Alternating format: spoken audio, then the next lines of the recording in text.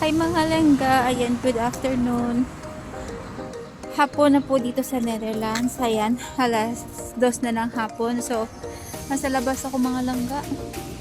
So, yan, naglalakad ako. Ito lang yung suot ko. Maternity dress lang ako. Pupunta ako ngayon sa Village Center dahil pipick up ako ng aking mga gamot dun sa apotek or sa pharmacy. Actually, last Monday pa yun pinrescribe ng doctor ko, kaya lang wala akong time pumunta doon para pick upin. So ngayon sabi ko maganda yung weather, pagkatapos kong nag-rest kanina sabi ko ay pwede na ako lumabas kasi 20 degrees na. So yun, naglalakad lang ako mga langga, mabagal na lakad lang papunta doon sa Village Center. At saka may market din today kasi it's Friday. So tingnan ko kung ano yung mga nandun pa, kasi usually pag hapon na nagsasara na rin or nagliligpit na rin yung mga stool doon. So yun lang mga langga, ang ganda ng weather. Update ko kayo pag nasa Village Center na ako. Hi mga langga, ayan, ito yung Village Center dito. Ayan, galing ako doon. Ayan, nakuha ko na yung aking gamot. Ayan, pauwi na ako. Hello! Pauwi na ako mga langga. So yan, dumaan din ako sa store kung saan ako nagwo-work. Yan, kinamusta ko sila doon. Tapos, ayun, kausap ko, nandun din yung local manager namin, nakausap ko din siya. Hi! Tapos, ayun, kinamusta ko to, sabi niya, hindi daw okay today kasi ang dami daw problems doon sa store today. May accident, mayroon din yata. I'm not sure kung may aksidente ba na para nabalian ng buto ba yun, sabi niya. So ayan, tas at least nakita ko yung mga kasamahan ko sa work na close ko. Ayan, so happy.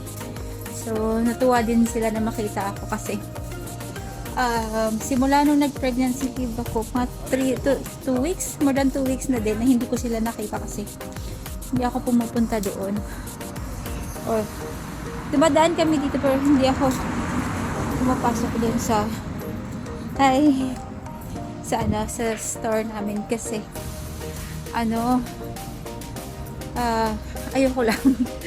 So yun, tapos next week kailangan ko rin pumunta doon kasi next week is the 3 weeks after ng pregnancy leave ko. Kailangan ko mag-report or at least mag-update sa kanila kung okay ba ko. Pakita ko sa inyo mga langga, may nagpi-fishing doon. Tawid tayo. Ayan. Yan mga langga, oh. May nagpi-fishing doon. Meron kasing maliit na pond dito. Ayan. Pakakatuwa. Ayan. May nagpi-fishing doon. Pero dito mga langga, yan. Pag nagpi-fishing ka dito mga langga, pag nakuha mo na yung isda, kailangan mo rin siyang ibalik. Hindi mo siya pwedeng iuwi sa bahay. So ayan. Parang ano lang siya, hobby lang or katuwaan lang or pampalipas oras, pero hindi mo pwedeng iuwi yung fish. Pag nahuli mo, kailangan mong ibalik ulit sa pond, diba? Yun dito mga langga, pwede ka mag-fishing pero hindi mo siya pwedeng iuwi. So yan, naglalakad na ulit ako mga langga, pauwi na kasi by 3 o'clock nasa bahay na yun si Elko dahil maaga siyang uuwi today dahil pupunta kami sa baby dump at saka sa IKEA dahil kailangan na naming makompleto yung list. Hi. Kailangan na namin makompleto yung list ng aming para panganganak ko. So, yan, may mga bibilin kami. Si Papa kasi yung sasama sa amin today, tsaka si Mama. Ngayon lang may time si Papa, bukas kasi walang time si Papa dahil pupunta si Papa dun sa, ewan ko kung saan yun, imimit nila yung kapatid ni Elko. So ngayon lang kami pupunta sa IKEA tsaka sa Bigita. Puti na lang din kasi yan mga lang pa, ang ganda ng weather. So yun, kaya mabagal lang ako naglakad. Nung papunta pala ako dun sa Village Center kanina, nakasalubong ko si Mama. So tumigil muna si Mama, tapos nag-usap muna kami saglit. Ayun. Tapos mamaya mga 3:30 siguro pupunta na kami sa baby dump. Tsaka pipick upin ko din pala kasi nag-apply ako ng free box sa baby dump kasi pwede ka kasi mag-apply dito mga langga ng baby. Pag pregnant ka, pwede ka mag-apply ng mga gift, mga box, kung ano yung mga nakalagay doon. Sa Crowdbat, meron din ako nakuha. So, ayun, kukunin ko na siya mamaya. Ang daming family na nagbabike dito mga langga, kasama yung mga anak nila. Nakakatuwa. Naka-shorts lang sila, yung, at saka naka-t-shirt kasi nga maganda yung weather today. So, yun. Maganda dito. Kahit 20 degrees pag nasa shed ka, yan, daming puno. Ang laki ng puno. Na maganda ngayon maglakad dito mga langga kasi yung puno, mag-green na siya kasi pa-spring na nga, so mag-green na yung mga puno. So yun. Pag nasa lilim ka, malamig. Pero pag nasa ganito may araw, mainit din siya. Kasi matindi din yung init dito. So, yun lang. Saglit lang naman kasi pagdating ko dun kanina pala sa apotek, binigay ko lang yung ID ko, tapos inabot na agad yung gamot ko. Yung gamot na binibigay nila mga langga, good for 1 month lang yun. Kasi hindi pwedeng sumobra sa 1 month. So yun, dahil after ko mag-give birth, ayan, as per my doctor, kailangan bumalik agad ako sa 100 mg kasi yun talaga yung maintenance ko kasi ngayon nasa 162 ako. So kailangan kong bumalik sa 100 mg pagka panganak ko the next day. And then after 6 weeks magpapa-blood test ulit tayo. Okay. Blood test ulit tayo next week. After 6 weeks ng panganganak, titingnan ulit kung kailangan ba magdagdag or magbawas ng ating doses. So yun lang mga langga. For now, patawid na ako sa roundabout. Kailangan ko mag-pay attention. Bye! Yan. Hi mga langga! Good evening sa inyong lahat. Sana naman nasa mabuti kayong kalagayan. So time check here in the Netherlands. It's 7:25 in the evening. So yan, yung nakatapos lang namin mag-dinner mga langga. So, natapos na namin yung aming shopping sa Bibidam today. And of course sa IKEA. So, ang first na binili namin mga langga, ayan, bumili kami ng box. Ito, this is our haul from IKEA and Bibidam. So, we bought this box because we need this dahil yung duvet namin o yung kapal namin na komot, kailangan ko siyang ilagay dyan kasi wala na kaming space na paglagyan. And of course, we also have this one. This one, we bought this one in IKEA. Ito naman mga langga ay para sa diaper ni baby.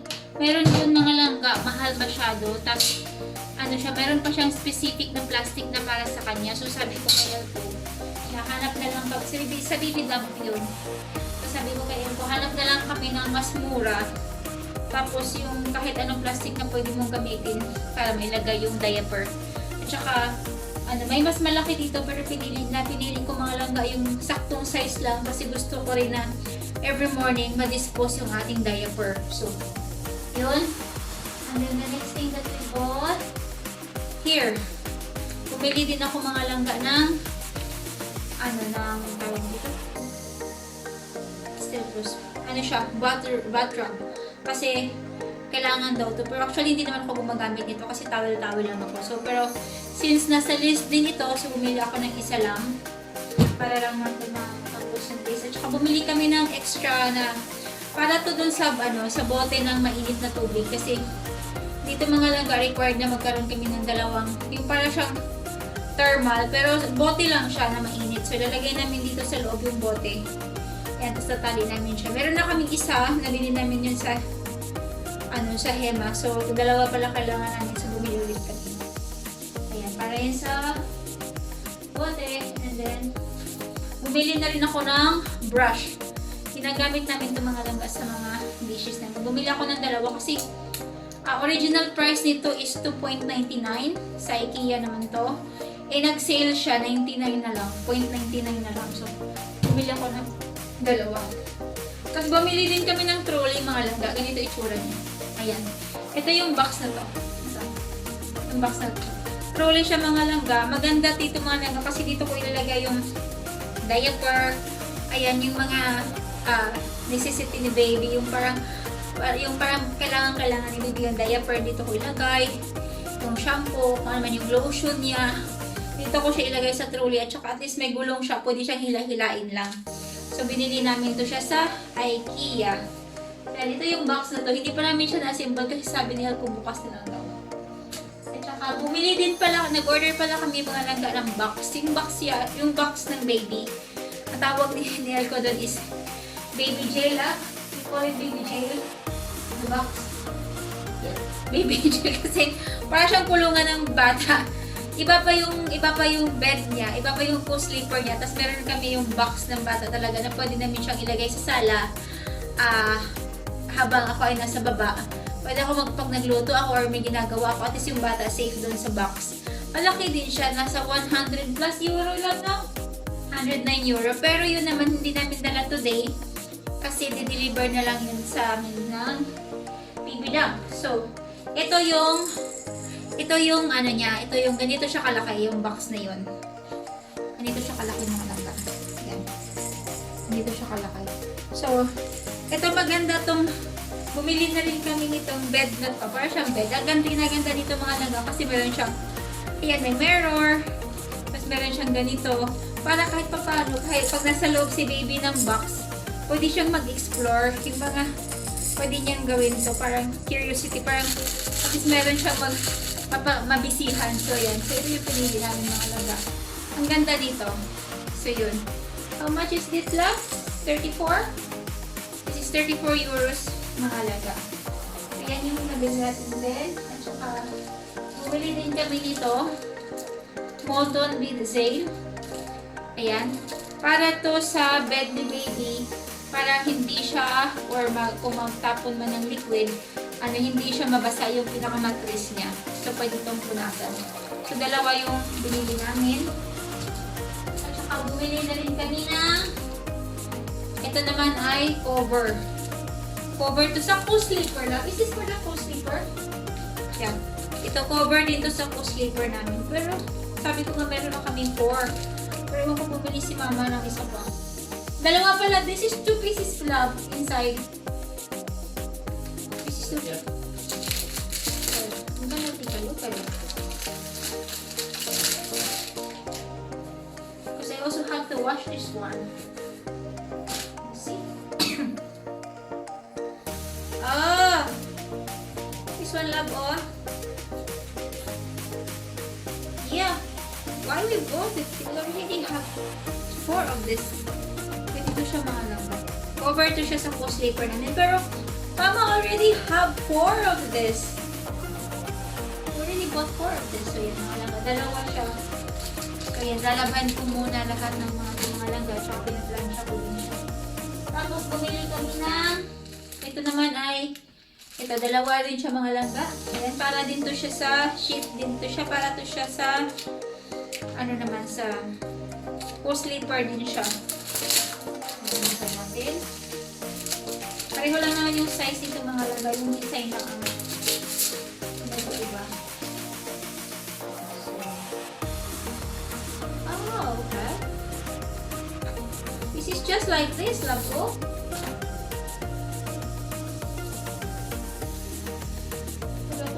So, we have this size mga langga. Ayan, dalawa na yung binili namin. Isang ganyan na kulay at saka design at saka itong ganitong design. Yun naman flower at saka ito cinnamon. So, yan dalawa din yung binili namin siya. Saka, bumili na rin kami ng ito, pump. Breast pump. So, yan. Actually, magbe-breastfeeding naman talaga ako pero kailangan ko to dahil after ng pregnancy leave ko, ayan, babalik ako sa work. So, yung baby namin after ng pregnancy ko, parang ang work ko naman is 2 days only sa isang linggo. So, 1 day yung baby mag-i-stay dun sa daycare at saka yung the other day naman ay si Elko ang magbabantay kay baby ng whole day kasi from July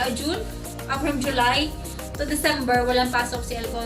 Parang sinadya niya hindi pumasok ng Friday para at least siya mag-aalaga kay baby. So, ito mga langga, breast pump siya mga langga. Ayan. 21 euro ito mga langga. At saka, bumili din kami nito mga langga. Ayan. Parang ito yung paglagyan natin, kunyari magkukolek ako ng milk. So, dito natin siya i-store. Lagay natin siya sa ref. So, yan. 4 na bote siya. Pero, nung nakauwi na kami mga langga, doon kami bumili kasi kami ng food lang dahil kami nagluto. Tapos, chinay ko yung receipt namin. Tapos, wala to sa receipt. Hindi ko alam. Hindi naman yata to siya kasama dito sa set. Pero, ayan, wala siya sa receipt. So, nung chinek namin sa website, nasa how much that? 17 euro? This one. So, sabi ko nga kay ko, kawawa na, paano kaya yun? Paano kaya gagawin namin? Kasi wala siyang sa receipt. So, ibig sabihin, hindi siya nabayaran. Pero hindi namin yung kasalanan kasi binigay naman namin lahat doon sa counter. So, yan. And, ayan, the last one, hindi namin ito binili mga langga. Ayan. Ito mga langga, ito yung mga ina-avail ko mga langga. Kasi, ano dito, pagka pregnant ka kasi dito mga langga, pakita ko lang sa inyo ng closer look. Okay, kasi pag pregnant ka dito mga langga, pwede kang mag-avail, gaya ng sabi ko dun sa ibang videos, pwede kang mag-avail ng mga free. So this one is from Baby Dump. Thank you Baby Dump. So, free lang to mga langga. Ouch! From Baby Dump. So, ang laman nito mga langga ay ito. First na laman niya mga langga is itong baby book. Ayan. Ang cute nito mga langga kasi nandito lahat ng may mga pages dito na pwede kang magsulat. Ayan. Tapos, yung mga first ni baby, at saka yung complete name niya, yung vaccination niya, pwede mo rin ilagay dito. Yung date na pinanganak siya, ayan kung sino yung mga first na nag-visit. Until 6 months lab. This is until 6 months lab. This is the first year book for baby. So, pwede kami magsulat ng mga ganap ni baby dito, yung mga record niya. So, ang galing oh. Bigay libre lang to sa baby na kasama to sa package. Yan yung first na laman ng ating baby box. And then the next one is a hanger. Ayan. Maganda yung hanger niya mga langga. Para siyang maganda yung texture niya. At saka meron tayo, ayan. Ito din, kutsarita. 3 kutsarita. Flexible liquid, yes. Oh, this is flexible up. So, 3. So, isang pack. At saka meron din tayo food container ni baby. Ayan. Food container ni baby na ilang peraso to? 2 peraso na food container ni baby. Ayan. Libre lang din yan. At may kasama siyang ito. Ito. Pamperches. Yan. Ang cute. Bon Dentiers. What is Bon Dentiers, love? Bon Dentiers. Bon Dentiers. That's the text. Bon Dentiers. What does it mean? Oh, so this word, because I don't know this, because this is Dutch, translated to miracle. So this is really cute. Yeah. So that is also part of the gift from the Baby Dump. Of course, yan. A pair of sock. Ayan, white. This is for newborn. And we have here a pacifier. Ayan, free din siya mga langga na pacifier.